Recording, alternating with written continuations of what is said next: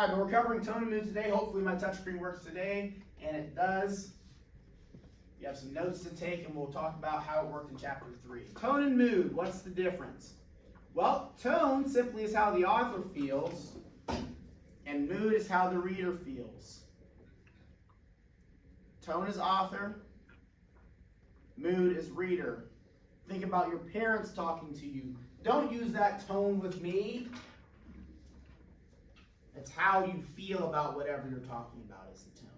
And when we're analyzing tone in a literary work, we're thinking about what does the author think about the subject? What does the author feel or have emotions about regarding the topic? That is our tone.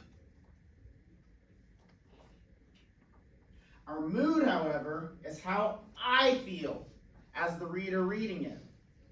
How you feel while you're reading it. Or how should the reader feel while they are reading whatever they are reading?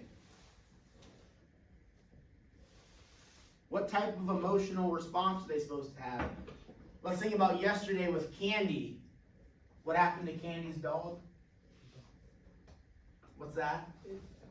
It got shot, right? Candy's dog did. Kevin, how are we supposed to feel as the reader when Candy's laying in his bed and he turns over and sobs? How are we supposed to feel as the reader? We're supposed to feel sad. We're supposed to feel sympathy. We're supposed to maybe be angry about how it happened. So the author's word choice dictates how I feel as the reader. Another example here, the tone, again, how the author feels, would be if he described a character as a selfish coward. Those are pretty strong words. That would suggest to us that that author has a certain feeling about that character. A bitter tone, a resentful tone about that character. We get an insight for how the author feels. We see this with Candy. What do you guys think, not Candy, Curly? What do you guys think the author thinks about Curly?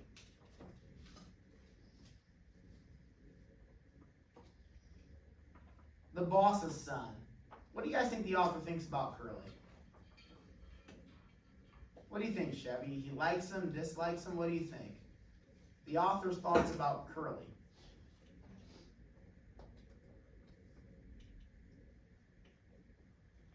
Nothing, Chevy? You think he likes him or dislikes him? Oh, you got that one at least. You gave me some opinions about Curly. No, what do you think? How do you think the author feels about Curly based on how he's described him so far? A short little man, he's very angry. Thinks that he's just like trying to get back at whoever, not whoever, but he doesn't like big people because he used to get made fun of by big people. No, I know that's how he's talked about Curly. How does the author, though, feel about Curly, do you think?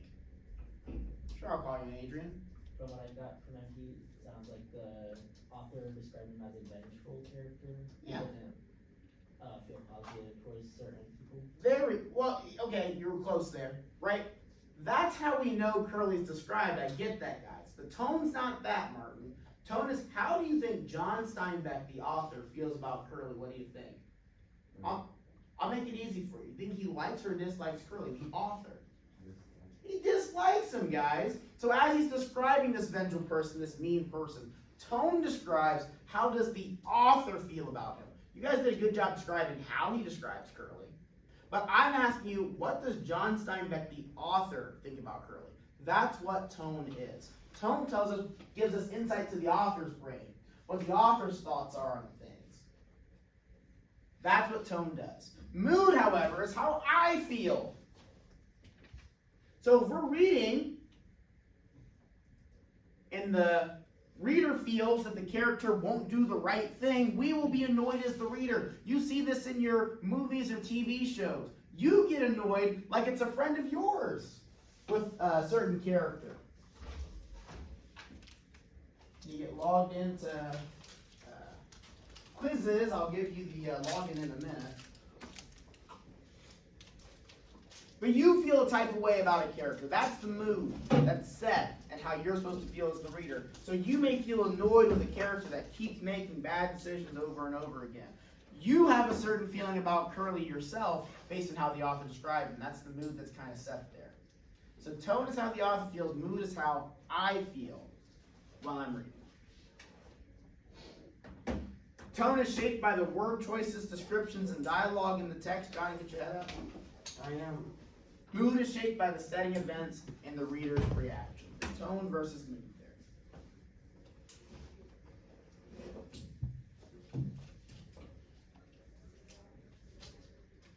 Talk about mood a little bit more. It's the atmosphere created for the readers. So you have positive moods like peaceful, exciting, negative moods, moreover like tense and melancholy. I have a list of mood and tone words that I'll provide to you after this lesson. I forgot to grab it off the printer. It is on Schoology though. But I do have a list of different mood and tone words you can use. The mood's how I feel, the reader feels while reading it.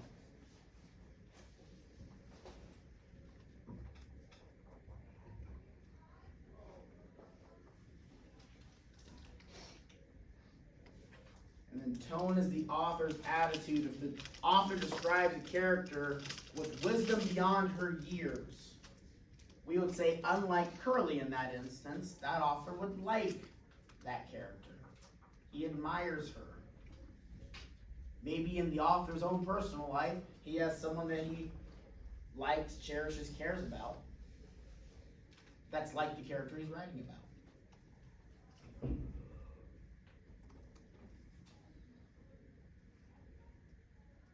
What do you think John Steinbeck thinks about Lenny?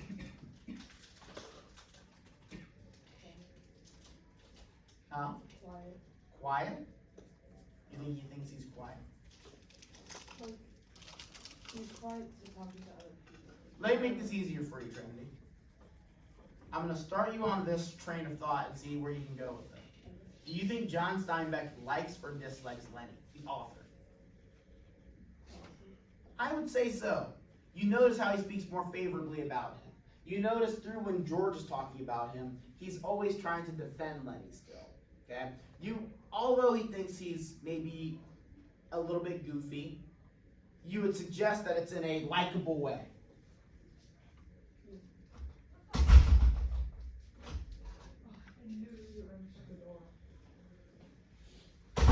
Paints him as childlike, which can have its good and bad.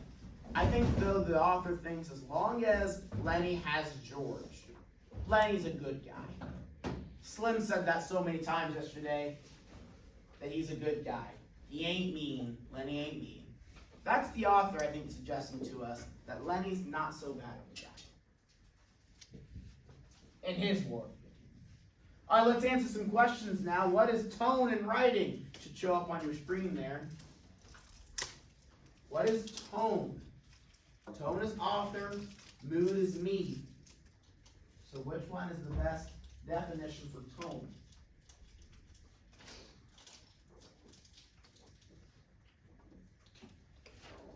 The author's attitude toward the subject is correct. 10 if you got it right, 1 if you got it wrong, which is okay. It is not the reader's feeling about the subject. What is that? The reader's feeling about a subject. That is your mood. Tone is how I feel. Then it should. All good. Tone is how I feel. I mean, the author feels, I'm sorry. Mood, so the reader's feeling about subject. Mood is me. Mood is the reader. Okay? Tone is the author's attitude toward a subject. What is the definition of mood? Read them carefully, please. Find which one is most accurate. Johnny, make sure you answer the question, please.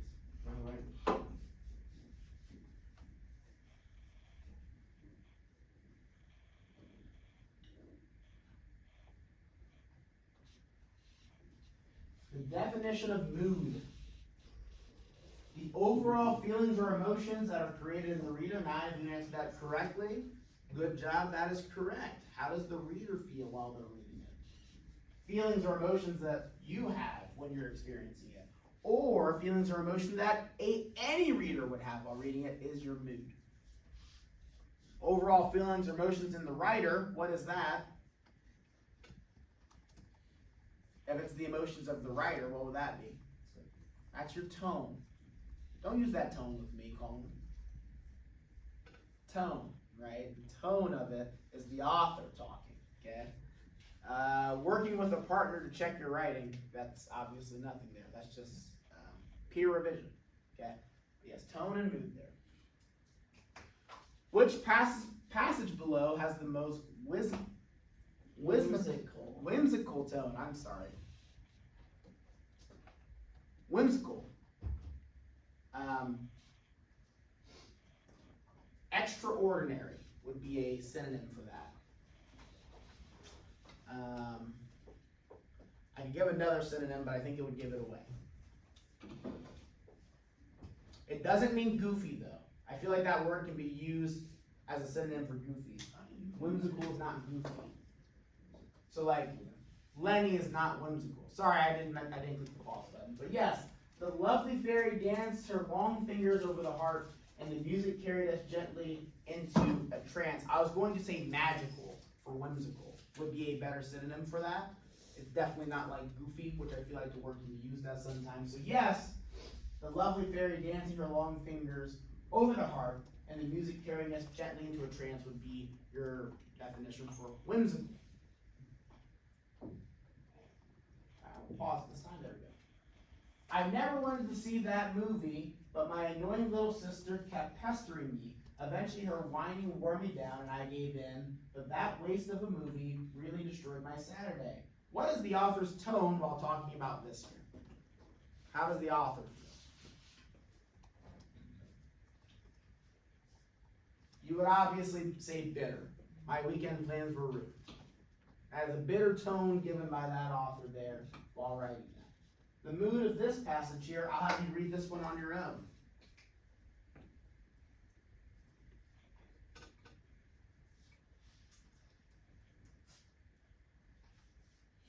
Am I good back there just still, Jeffrey?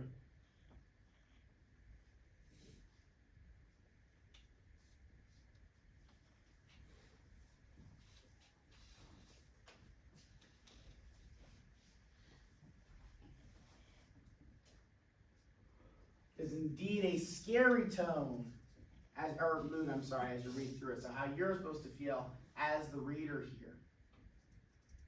The wind screeching outside kind of builds some tension there. The warning, warning is scary. Lock your doors. Safety. Killer on the loose develops a scary mood. Let's talk about Mice and Men. You don't have any notes. I won't take too long here. But let's talk about how in chapter 3, Steinbeck's attitudes are kind of molded here. I'll give you a couple of quick examples. You want to pay attention to this because the assignment that you have next pretty much covers all of these examples. Okay? So you want to pay attention when I talk real quick. The ranch is a harsh and forgiving setting.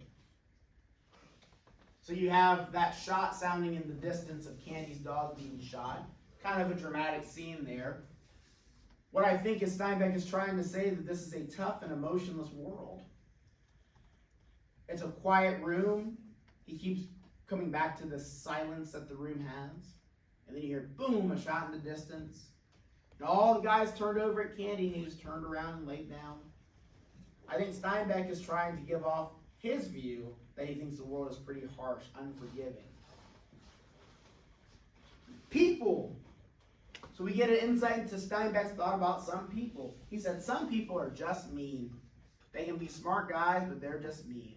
When he was saying Lenny's a nice guy, though. I think Steinbeck believes that although you can be powerful, although you can be smart, although you can be good and talented, some people are just born plain mean. They don't have that sympathy for people. They don't care about people as much.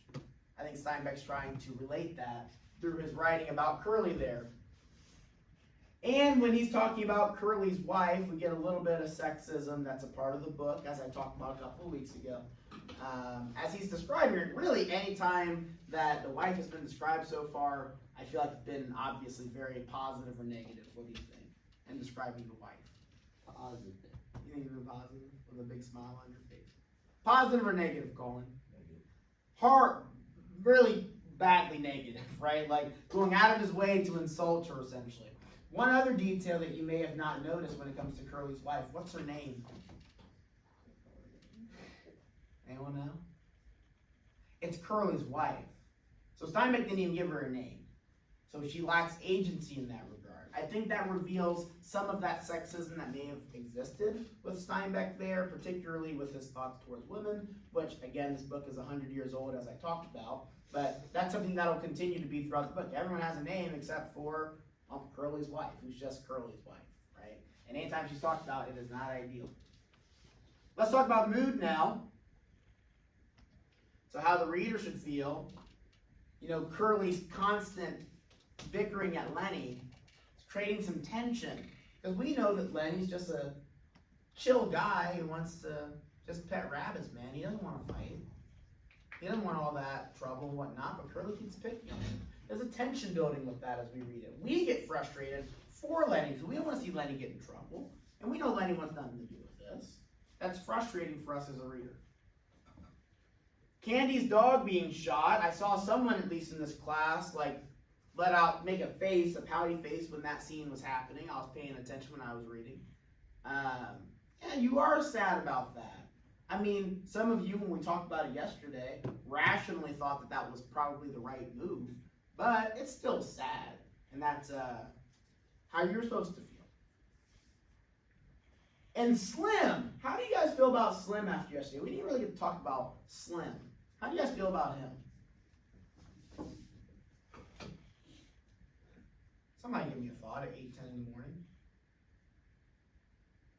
I'm going to have to call on somebody. Someone can save the day.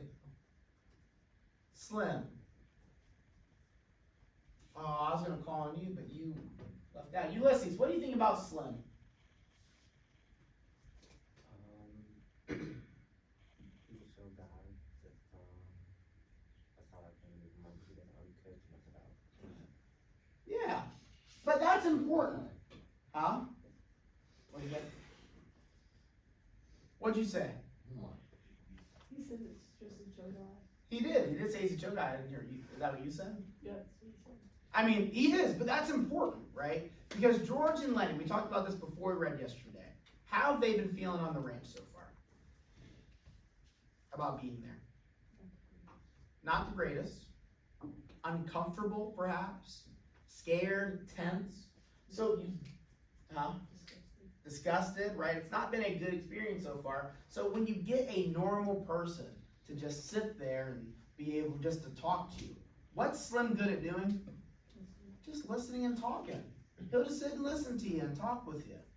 That makes them feel comfortable, right? That's an important role that Slim serves on the ranch. He's maybe one of the biggest leaders on the ranch, and he's also one of the nicest guys on the ranch. I think that's an important trait to have. And that's what he has. Keep those in mind, tone and mood, okay? We're supposed to feel warm and trustworthy regarding our feelings about Slim, okay? That's how we're supposed to feel, and that's probably how you do feel. He was expressed about having like godlike features and all that kind of stuff. He listens and understands, right? All right, last couple of notes here. So tone, once again, tells us how the author wants to see the world of the novel. Not Chevy, I'm sorry. I'm so sorry. Johnny, finish your notes. My fault. I didn't mean to yell Chevy. That's my fault. Maybe it's a natural reaction. I don't know. No, I don't. Or He's because I was pedaling the yelling at bike. him. He's pedaling the bike as fast as he can. Pedaling the bike? Saying too much at once. Huh? He was saying too much at once. Saying too much at once? No, that's not it. Not even close. You're just used to him saying shit. It's so he's nothing. sleeping. That's why. No, he's saying- The tone tells us how the author wants us to see the world of the novel, and particularly what I want to add to this, and I'll add it for my other classes, is how we see the author's worldview reflected. The author's thoughts on things. The author's thoughts on certain people.